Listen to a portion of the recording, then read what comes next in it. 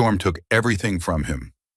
One moment, 17-year-old Caleb Walker was helping his pa fix the fence on the north side of their small cattle ranch, and the next he was staring at the shattered remains of a life he had always taken for granted. The sky had turned black so fast that day, the kind of black that swallowed the sun whole and made you feel like the earth itself might split open. His ma had taken the two youngest, Sarah and Ben, into town just before the rain started, leaving Caleb and his pa to finish up a day's work. But they never made it back. The storm didn't just roll through, it tore through the land like it was angry, like it had a score to settle. A tornado had touched down just outside of town. Caleb would later learn that it was one of the worst the county had ever seen. It destroyed the general store, flattened houses, and left behind silence that rang louder than any scream. In the chaos and confusion that followed, the sheriff delivered the news like a man who had done it one too many times. "I'm sorry, son. Your folks didn't make it." Caleb didn't cry that day, not in front of the sheriff, not when he walked back into the house that suddenly felt too big, too empty. He just stood there, staring at the wooden floor where his ma's sewing basket used to sit and pa's boots waited by the door. The storm had taken his parents, and with them, the last pieces of his childhood. He had two younger brothers and a baby sister to look after now. Tommy was 12, already starting to ask big questions about life and death, and little Sarah was just 4, still calling out for Ma in the middle of the night. Ben was only 6, with wide eyes that kept looking at Caleb like he expected him to fix everything. He wanted to break down. He wanted to scream, to cry, to curse the sky for stealing the only people who ever taught him how to survive. But he didn't. He couldn't. Because in that moment, standing in the cold shadow of loss, Caleb became more than just the oldest brother. He became a father, a protector, and the only thing standing between his siblings and the crushing weight of the world. They buried their parents under the big oak tree near the edge of the ranch, just like Ma once said she wanted. There were no long speeches, no preacher, just Caleb, his siblings, and a silence that was heavier than the soil he shoveled. Afterward, they stood there, hands clenched, hearts broken, as Caleb made a silent promise. "I won't let this destroy us." The weeks that followed were harder than anything he'd ever known. Money was tight, real tight. The cattle were restless, and the roof had started to leak.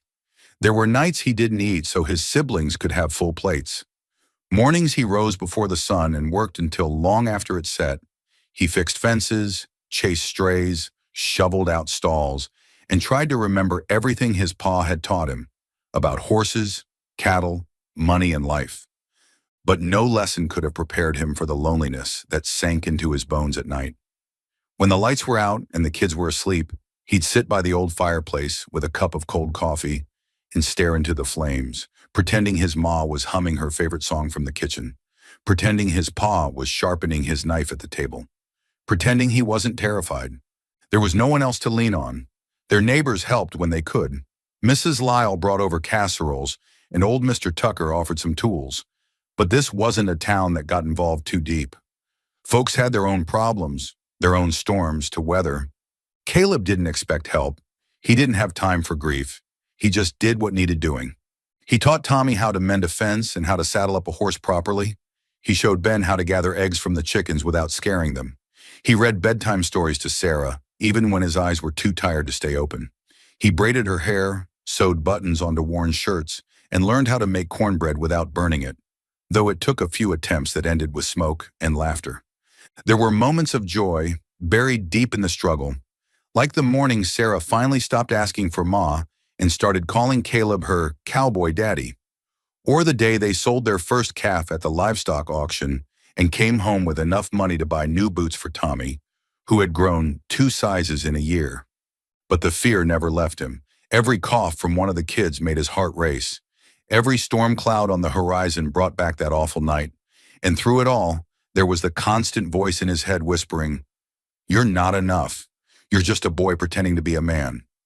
Still, he pushed forward, every single day. One winter, things got real bad. A blizzard hit earlier than anyone expected, and the livestock started falling ill. Caleb didn't sleep for 3 days straight, trying to keep the barn warm with makeshift heaters and extra blankets. He wrapped his siblings in every coat and quilt he could find, feeding them the last of the canned soup and praying they'd make it through. It was during that storm that Caleb broke down for the first time. He'd stepped outside to check on the generator when the cold hit him like a wall. Snow covered the land like a shroud, and the wind howled through the trees like a choir of ghosts. He dropped to his knees in the snow, shaking, not from the cold, but from the weight of it all.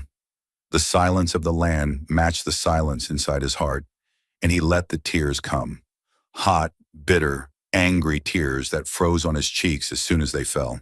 He cried for his ma, for his pa, for everything he never got to say. He cried for the boy he used to be and the man he was forced to become.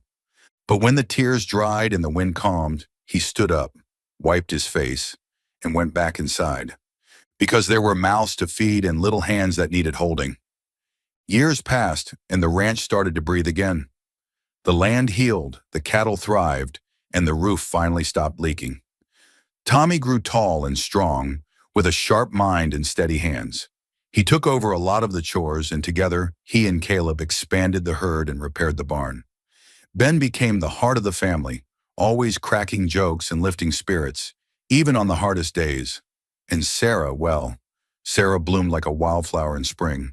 She never knew her parents for long, but she grew up wrapped in love, fierce and free.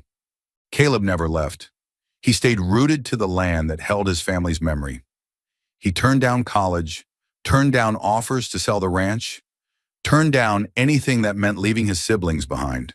He sacrificed everything for them, not out of obligation, but out of love so deep it couldn't be measured. He missed out on dances, dates, and dreams. But he never missed a school play, never missed a birthday, never missed a moment that mattered. And slowly, the voice in his head changed. It stopped saying, "You're not enough," and started saying, "You made it." There was one morning just after Sarah turned 10, when Caleb found himself standing on the porch, coffee in hand, watching the sun rise over the hills. The sky was painted in streaks of orange and gold, and the fields glistened with dew. He heard the clatter of dishes from inside, Sarah humming off-key, and Tommy laughing at something Ben had said.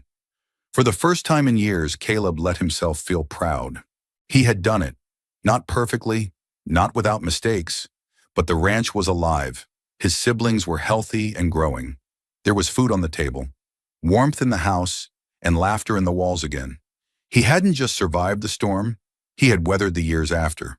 The harder part, the long, silent part when nobody was watching. But just when he thought life might settle, a new kind of storm rolled in. It started with a letter, official-looking, stamped and sealed. Caleb didn't like the look of it, and when he read the contents, his heart dropped to the floor. The county had decided to run a new rail line right through the Walker property. They offered him money, a decent sum, more than Caleb had ever seen on paper. Enough to move, start fresh, maybe buy a new place out west. But it wasn't about the money. That land had been in his family for generations. His grandfather had built the original barn with his bare hands. His parents were buried under the old oak tree. Every fence post, every creek, every dusty trail held memories that couldn't be bought or replaced. He didn't say yes. He didn't say no either. Instead, he folded the letter, tucked it away, and went to work fixing the south fence with Tommy. His hands were rougher now, calloused and cracked from years of weather and work. But they still remembered what to do. As he hammered a loose nail into place, Tommy looked up from where he was tying wire. "You thinking about that letter?" Tommy asked, wiping sweat from his brow. Caleb didn't answer at first, just kept pounding the nail in like he could drive his worries into the wood along with it. "They're offering a lot," Tommy said softly. "Most folks would take it." Caleb looked out across the pasture. The cattle grazed quietly. The barn stood like a sentinel in the distance. Sarah's swing, made from an old tire and rope, hung from the tree out front. He could almost see his pa out there in the field, hear Ma calling them in for supper. "I'm not most folks," Caleb finally said. "And this land, it's not just dirt and grass to me." Tommy nodded. He understood. They all did. But the county didn't care about memories. Weeks passed. More letters came. Then men in suits showed up, talking fast and loud, with fake smiles and promises that sounded more like threats. Caleb stood firm, refused to sell, refused to let the world bulldoze the only home his siblings had ever known. That resistance didn't come easy. The pressure got worse. Fines appeared in the mail for minor code violations. Inspectors started showing up unannounced. They were trying to make life hard, hard enough that Caleb would cave. And the stress started taking its toll. He didn't sleep much. He snapped at Ben for forgetting to close the chicken coop. He got quiet around Sarah, who watched him with worried eyes. He even argued with Tommy one night, shouting louder than he meant to, accusing him of not caring about the ranch. The words hung heavy in the air until Tommy stormed out into the cold night. Later, Caleb sat alone on the porch, head in his hands. He could feel it happening. Everything slipping, all the pieces he'd held together for so long threatening to fall apart. Then Sarah came out, wrapped in her favorite blanket, dragging her stuffed rabbit by the arm. "You okay, Cowboy Daddy?" she asked, her voice small in the dark. Caleb swallowed hard. "Just tired, baby girl. Just real tired." She climbed onto his lap and leaned her head against his chest. "You're strong," she whispered. "You always fix everything." He hugged her tight, heart aching. "Not this time, sweetheart. I don't know if I can fix this." She didn't say anything for a long moment. Then in that pure, innocent voice of a child who still believed in miracles, she said, "Then maybe we all fix it together." Caleb stared out into the dark, her words ringing in his ears. Maybe she was right. The next morning he called a family meeting. They sat around the kitchen table, plates of scrambled eggs and toast between them.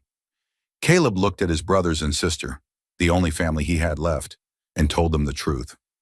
"I can't do this alone anymore," he said.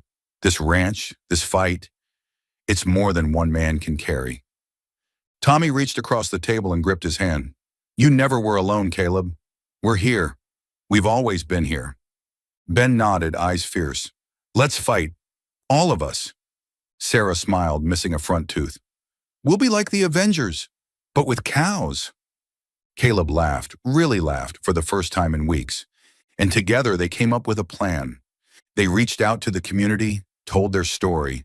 People remembered the walkers. Folks who had once stayed quiet now stepped up. A petition was started. Local journalists picked up the story. "Young cowboy refuses to let railroad destroy family legacy."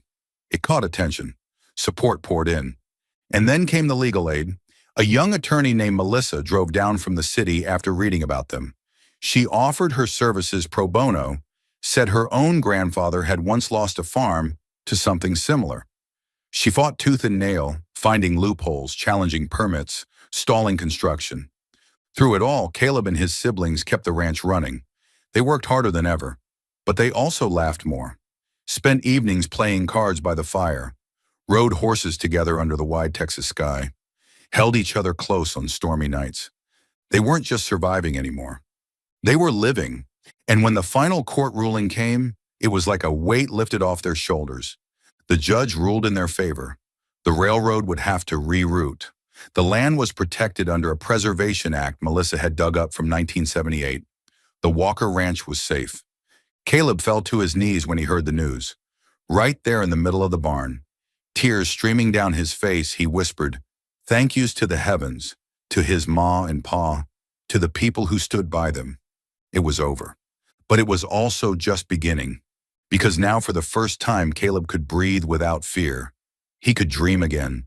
He could think about things like love, future, maybe even building a new house on the back lot where Ma once talked about planting apple trees. One evening, months after the ruling, he stood on that same porch where he once broke down and watched Sarah chase Ben around the yard, both of them laughing. Tommy leaned against the railing beside him. "You did it, Caleb," Tommy said. Caleb shook his head. "We did it." Tommy nodded. "You ever think about what's next?" Caleb smiled, eyes on the horizon. "Every day." The seasons changed, and with them, so did the rhythm of life on the Walker Ranch. Spring brought new calves and wildflowers stretching across the fields like spilled paint. Summer meant longer days, sweat-drenched shirts, and ice-cold lemonade on the porch at dusk. Fall ushered in golden leaves, harvest chores, and the kind of crisp air that made your lungs feel clean again. For the first time in years, Caleb found himself doing more than just surviving each season. He was savoring them. And it wasn't just the land that was blooming. Melissa, the lawyer who had helped them win the case, started visiting more often. At first it was paperwork, follow-up questions, loose ends, but soon she was staying for dinner, helping Sarah with her homework, teaching Ben how to shuffle cards without cheating, and laughing with Tommy about nothing in particular. Her presence became part of the place, like she belonged.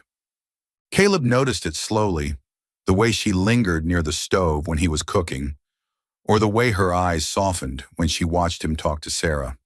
He noticed the way his heart felt lighter when she smiled at him, and that scared him.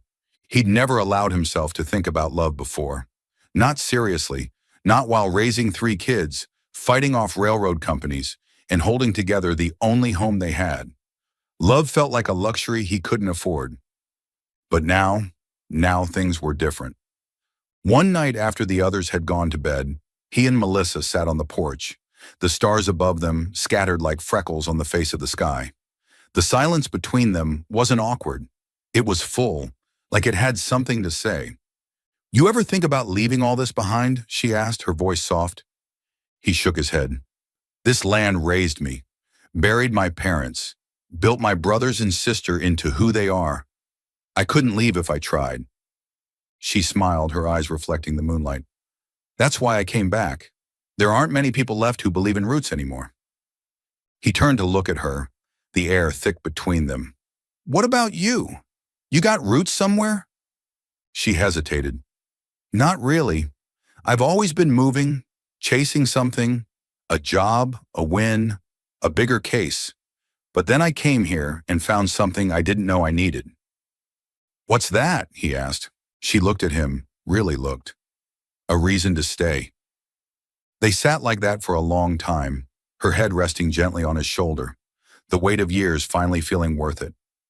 Caleb didn't say anything more that night. He didn't have to. Some things didn't need words. The next morning, Sarah announced she wanted to plant a garden. A big one, with tomatoes and pumpkins and those weird squiggly squash things. She said it was because she read in a book that growing things meant hope. Caleb smiled and promised to help. And so the Walker Ranch had its first garden. They tilled the soil together.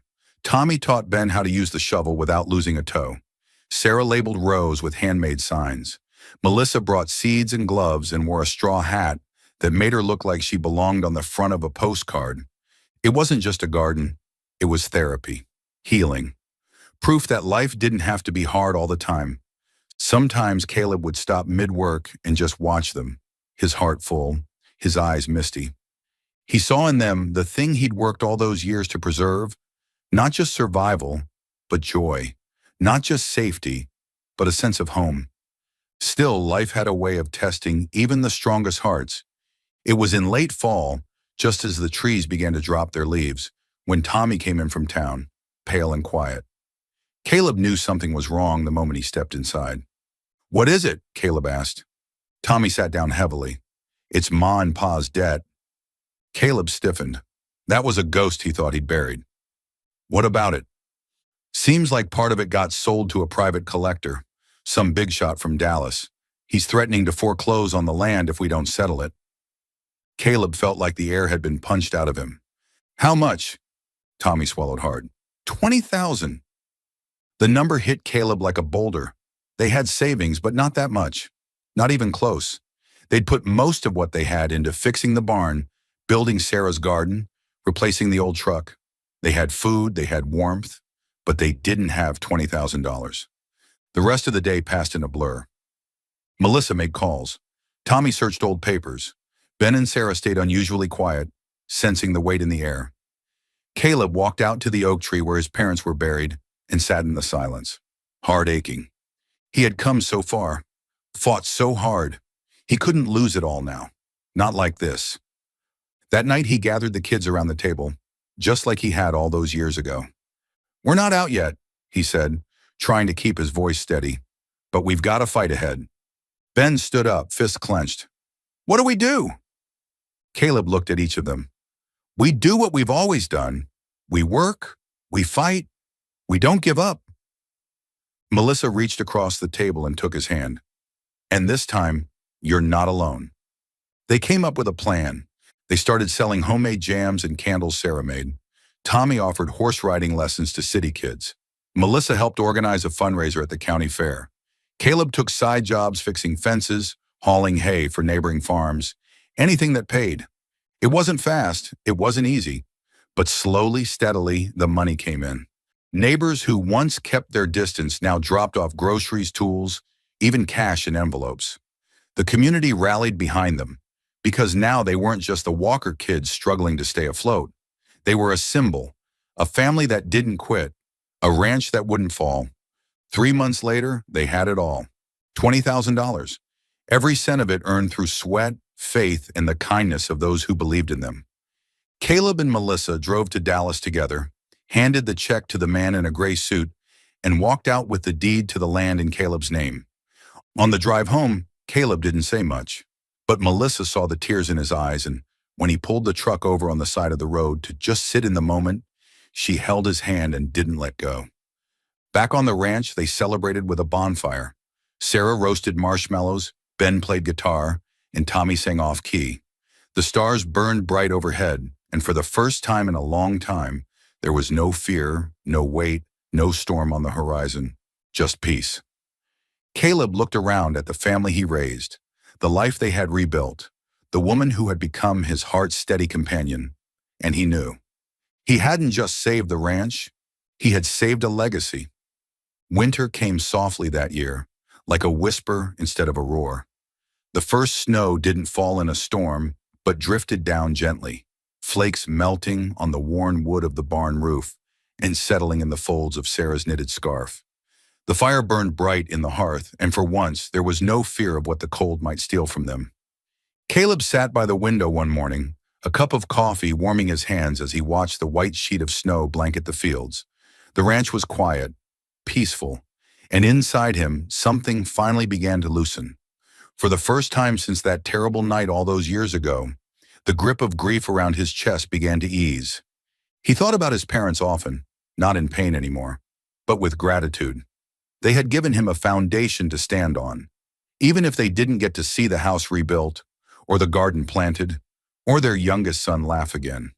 Still, their love lived on in everything they left behind, in the courage Caleb had found, in the laughter of the children, in the land they'd all worked so hard to protect. One evening, Sarah curled up beside him with her sketchbook. She had taken up drawing in recent months, and she was good, shockingly good. She opened the book to a drawing of the ranch, a sprawling charcoal sketch of the house, the barn, the oak tree, and the little garden they'd built together.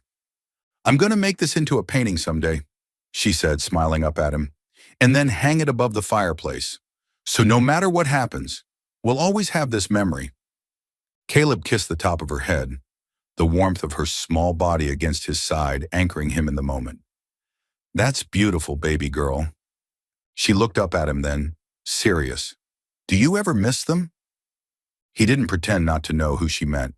"Every single day," he said quietly, "but not like I used to, not with just sadness.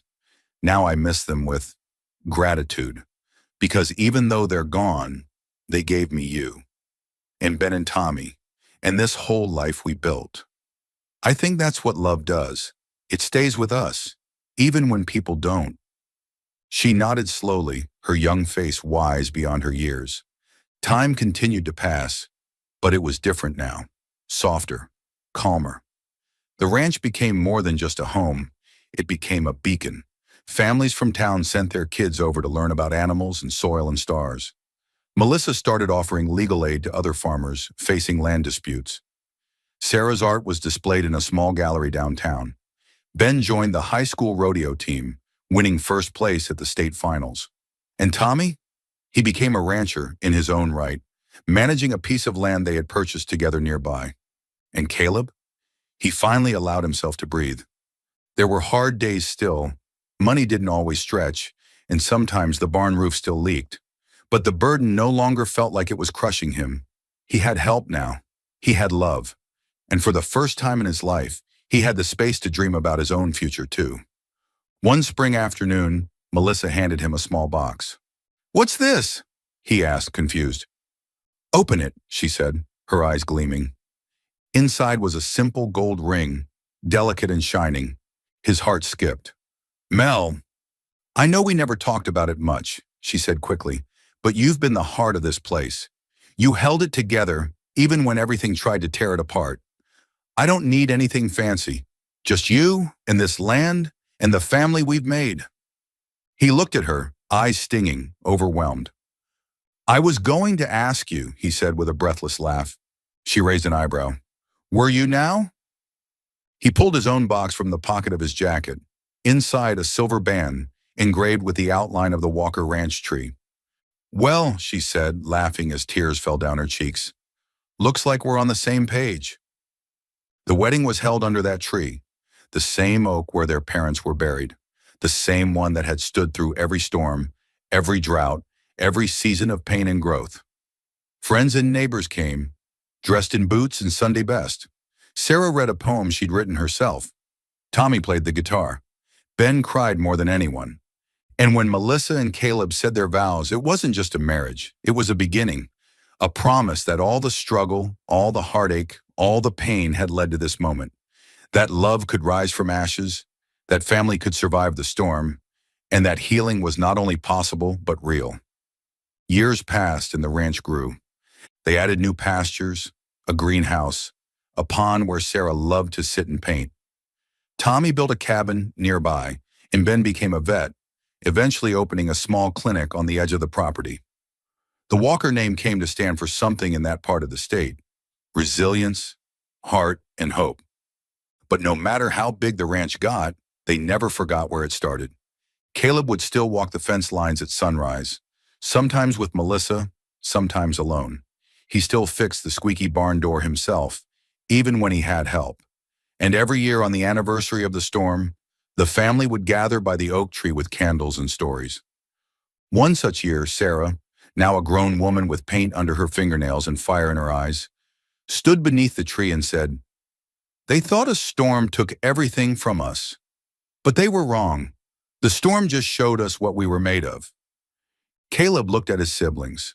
Tommy standing tall with a toddler in his arms, Ben grinning beside his wife, Sarah brushing a tear off Melissa's cheek, and knew she was right. The storm hadn't destroyed them. It had forged them. And he, the cowboy who had once felt too young, too lost, too broken to carry the weight of a family, had not only carried it, he had lifted them into a future full of promise. A cowboy, a brother, a father figure, a man who didn't ask for the burden but bore it anyway. Not for glory, not for praise, but for love. And that kind of love never dies. It plants roots so deep they hold through every storm. It becomes the soil where hope grows. It becomes the song sung around every campfire, the story told to every child tucked in at night. It becomes the legacy that lives on, not in the size of the land or the wealth in the bank, but in the hearts that were mended, the dreams that were nurtured, the lives that were saved. The cowboy who raised his siblings didn't just survive. He built a life out of ruin. And in doing so, he taught everyone around him that family isn't defined by ease or blood or even fate. Family is what you choose to fight for. And love is what makes the fight worth it.